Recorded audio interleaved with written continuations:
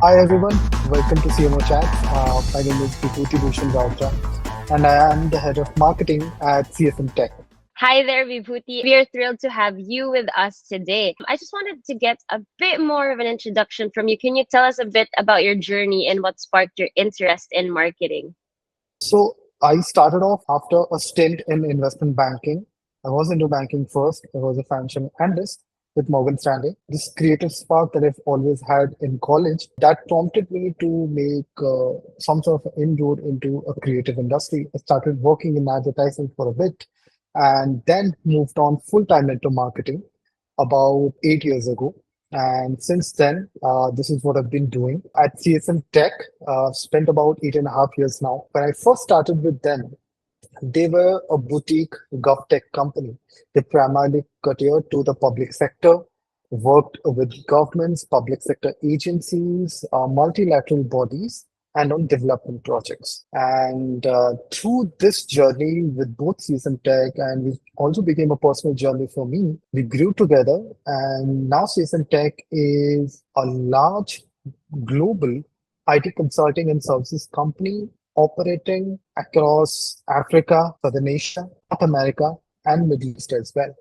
And they've grown beyond the public sector. They also cater to enterprises. And along with this change in business, my role has also developed into a more market-facing role, into a more with a more global perspective, I would say. That is definitely very interesting. I've seen you mention like you've hopped from this to that, and coming from CSM Tech, growing into this company, there's a lot of like challenges and opportunities. So I wanted to find out better as the head of marketing in your company. What is your current main marketing focus? Current marketing focus, I would say that is on building brand equity. I mean, service markets have a lot more competition than they used to, probably a decade back. This competition, I think, has grown probably 20 to 30 fold more. And that's primarily because a lot of new age companies, startups, and very new age cutting edge products have actually leveled the playing field. And having said that, the market has also expanded, obviously not at that kind of a pace, but still, the ability to create that sphere of influence is extremely, extremely critical. And that's what contributes to your brand equity on a longer run. And part of that exercise would actually involve, as I would say, further humanizing the brand. I mean, it's a very strange thing to say in the AI era that we're trying to humanize the brand, but yes, that's what we're trying to do. And we are focused on building upon the purpose, values, and vision. And we've started focusing much of our market spend on building value out of these values rather than just creating fluff around the brand. And our larger mission of tech for good, that's what we're capitalizing on. Because at the end of the day, all kinds of marketing obviously needs to cultivate equity and it also needs to show the society that apart from profit, we are also very focused on planet and purpose. So that's been more or less the marketing focus to build on brand equity and build on purpose and build on values. Building is looking at the foundations of these things to make sure that the vision that we have is further set out forward. So I want to understand better in terms of like creating. Can you tell me about a particularly innovative or successful marketing campaign your team has recently executed? Last year, we started a campaign called Lean on Us. If you would have noticed in our logo as well, there are three slanted lines. We said that these are going to become the pillars on which our customers or partners can lean on us. And we started with the market research on the actual issues that are faced by our customer. When I talk about the public sector, there are massive issues that is lack of transparency, problem with very archaic tech being around, lot of tech debt being around. So we said that these are big problems, and these big problems cascade into even bigger problems when it pertains to the citizen services that are delivered via these public sector agencies.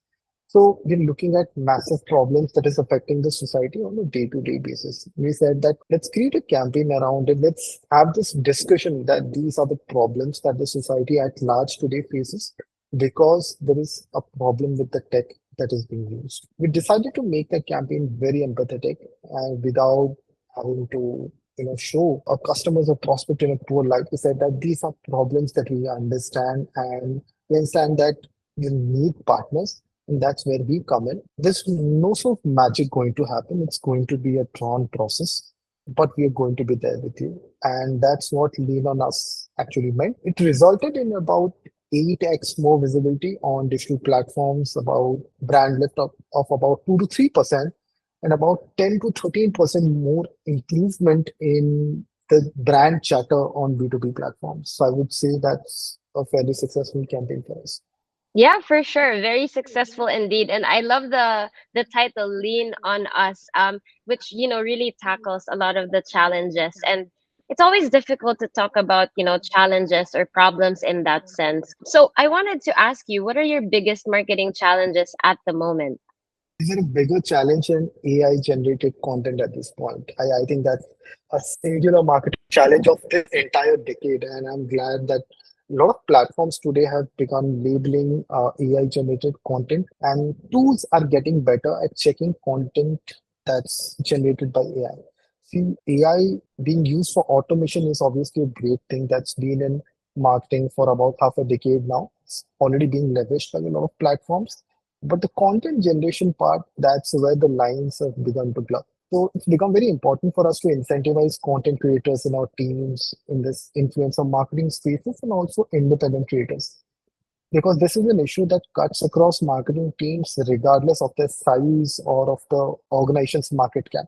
And one way to adapt is to use more and more AI for automation rather than, I would say, content generation, and spending more time on research, integrity, and sanctity of the content. And of course, a lot of investment also needs to come into the editorial teams inside all of the content generation teams. More challenge, I think. Obviously, you asked me for one, but I'm going to add one more because I think it's pretty close to being number one. That's the dwindling attention span. I think what 3, 4 years ago, we were looking at 15 to 20 seconds, and we're looking at less than 10 seconds. The way that it is going down is pretty alarming because then the window for triggering a buying decision or creating intent is also closing in. And since it's become a very, very small window now, the focus on the journey is actually going down. And the new found focus that I see teams today have is to zero in on targets, numbers, get those leads. And I think somewhere along this, we are losing out on marketing. The value that we create for our customers, that is getting lost because we're all very focused on numbers right now. And this bull run for numbers is happening actually because customers are no longer interested in interacting with any sort of brand for a longer duration.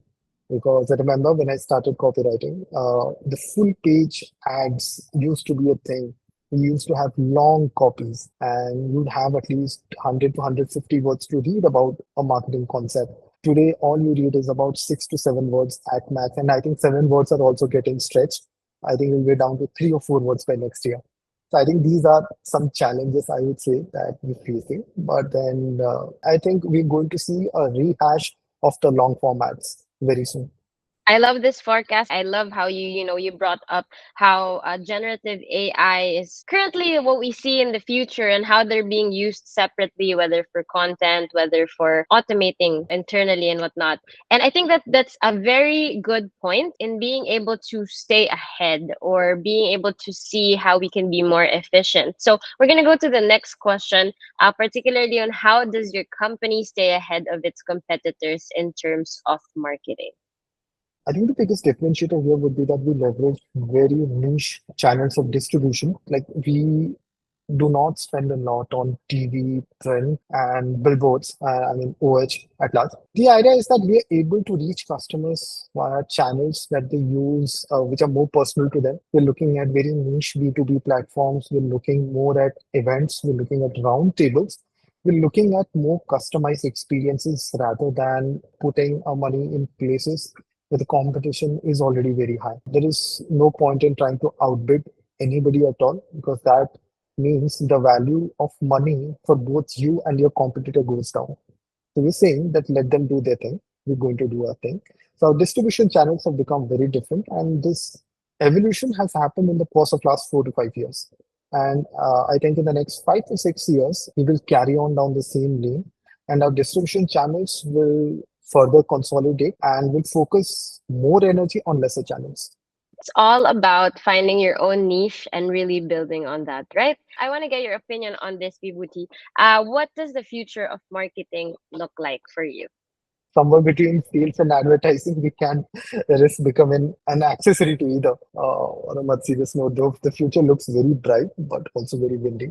In the next decade, I think marketing will actually drive more revenue with both existing and new prospects than any other division inside any organization. Because businesses, absolutely in the tech world, have never been more brand driven than they are today. There will be challenges, of course. There is a challenge that today, brands need to socially conform to certain notions, at least in geographies that they're located in, to be compliant around the values of ESG and this need to use AI. And there are challenges, but I think this is what the next decade looks like for me. And brands that will be able to develop very proprietary ways of driving market value are going to emerge as champion brands. I love this vision that you are looking at. And it's almost as if, the unseen creates a lot of suspense for you to be challenged to grow. And you as a marketing leader, what is the role of the head of marketing in one word and why? Will draw upon my own experience here at CSM Tech. I think it's to be a storyteller because you're supposed to tell the perfect story to your clients. You draw them in, and back home here inside the company, you have to persuade each and everyone that's working with you to believe in that story. Whether it is a production team, it's a development team, it's a business finance team, everybody has to be on the same page and they need to believe that same story. So what we sell outside, we sell it here inside first. So storyteller is an apt word for a head of marketing. Yeah, how you market is how you relate or how you make things more humanized, as what you said earlier. I want to ask you, Bibhuti, one last question, and it is what career advice would you like to share with other marketing leaders? I think that I would like to split that advice into two. For those who are older, crown is heavy on your heads, but we must not put it away for even a second because a second is an eternity in the world of marketing. So embrace the challenges and admit that you're not the best, but you definitely can be. And for those who are younger, who's just coming up into this world via different channels, don't get distracted. Do not forget the product. There'll be temptations to channel your energy into avenues that really can't do what marketing can. So stay focused on your product. Don't get distracted. And remember that your only job is to create that sphere of influence and keep believing in the goodness of your own product. Help your business teams, enable them, and do not give in to temptations because there is always that temptation that, okay, I can do this, I can do that. No, just stick to your niche, pick up a channel that you want to work on, and continue doing that.